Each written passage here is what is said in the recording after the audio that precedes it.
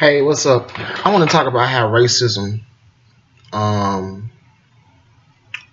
in America has hindered African Americans and slavery. It's just people don't understand. If you go back to when people were emancipated, racism was still in America. It really made it hard for African American to create a business.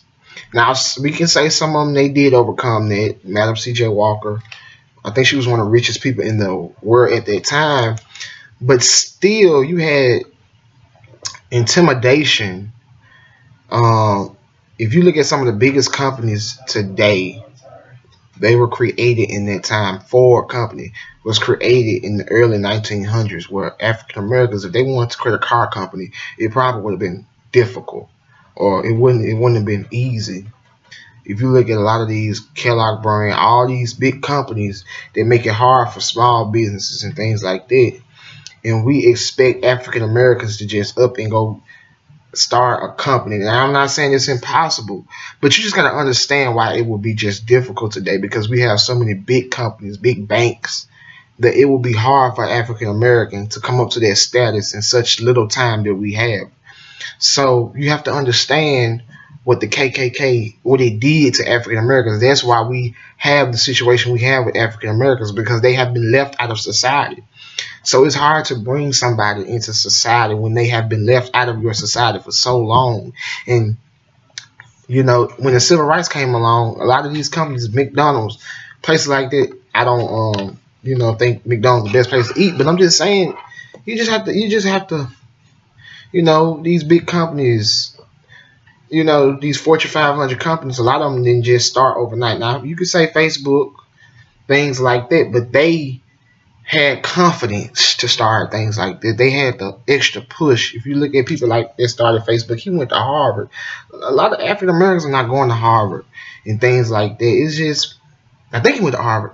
Don't quote me, but I think he went to an Ivy League school, and so it's not that. And a lot of Americans they can go to them, but they can't afford them. A lot of African Americans can't afford to go to these schools because they can't afford the scholarships and stuff like. They can't get scholarships, but they are accepted to these colleges, but they can't afford to go. So you have to just look at that. It's not easy for African Americans.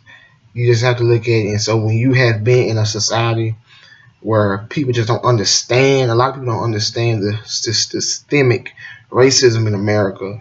So they're reproducing these generations of systemic racism. A lot of people don't have faith. A lot of African Americans don't have faith to have hope to do better. So they do what they do to survive. They don't have the faith or the hope to do the right thing.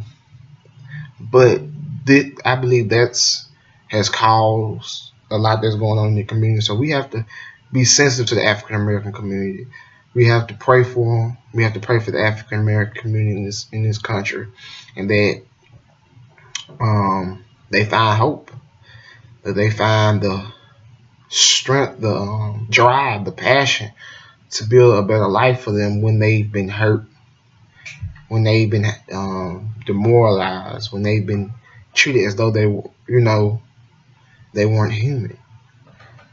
So we just have to keep hope, and keep pushing. So I just wanted to share that with me, share that with you guys.